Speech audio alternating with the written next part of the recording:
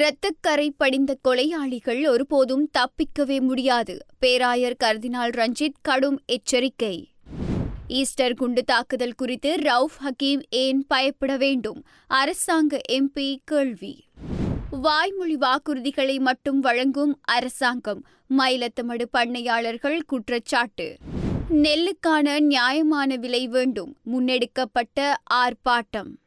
போராட்டத்திற்கு பூரண ஆதரவு வேண்டும், காணி உரிமைக்கான மக்கள் இயக்கம் கோரிக்கை.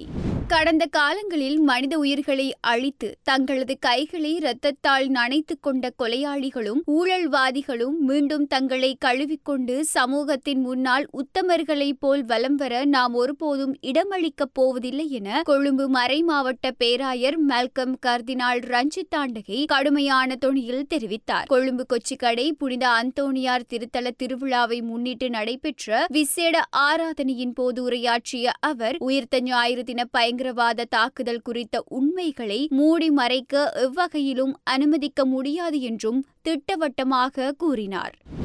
ஈஸ்டர் குண்டு தாக்குதலை திட்டமிட்டது யார் என்பது இப்போது வெளிச்சத்திற்கு வந்து கொண்டிருக்கின்றது. இந்த விசாரணை குறித்து ராஜபக்ஷக்கள், விமல் வீரவங்ச அல்லது உதய கம்மன்பில் ஆகியோர் பயப்படுவதில் நியாயம் உண்டு. ஆனால் ரவுஃப் ஹக்கீம் ஏன் பயப்பட வேண்டும் என்று திருகோணமலை மாவட்ட நாடாளுமன்ற உறுப்பினர் ரொஷான் அக்மீமன கேள்வி எழுப்பியுள்ளார். டிட்வா புயலால் வீடுகள் பாதிக்கப்பட்ட கிண்ணியா பிரதேச மக்களுக்கு வீடுகளை மீண்டும் நிர்மாணிப்பதற்கான நிதியுதவி வழங்கும் நிகழ்வு நேற்று சனிக்கிழமை கிண்ணியா பிரதேச செயலகத்தில் நடைபெற்றது. இந்நிகழ்வில் கலந்து கொண்டு பயனாளிகளுக்கு காசோலைகளை வழங்கி வைத்த பின்னர் ஊடகங்களுக்கு கருத்து தெரிவிக்கும் போதே அவர் இவ்வாறு தெரிவித்தார்.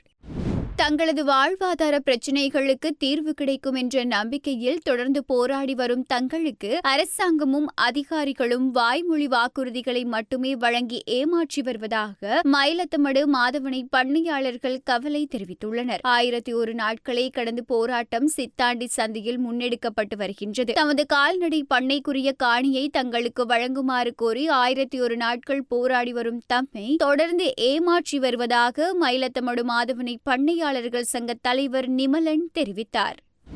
நெல்லுக்கான நியாயமான விலையினை பெற்றுத்தரக் கோரி மல்லாவி நகரில் ஆர்ப்பாட்டம் ஒன்று முன்னெடுக்கப்பட்டுள்ளது. மாந்தை கிழக்கு மற்றும் துணுக்காய் மல்லா விவசாயிகளால் இந்த ஆர்ப்பாட்ட பேரணி ஏற்பாடு செய்யப்பட்டிருந்தது. மல்லாவி அணிஞ்சியன் குளம் பகுதியில் இருந்து பேரணியாக புறப்பட்ட விவசாயிகள் மல்லாவி மத்திய பேருந்து நிலையம் வரையிலும் பேரணியாக சென்று ஆர்ப்பாட்டத்தில் ஈடுபட்டனர்.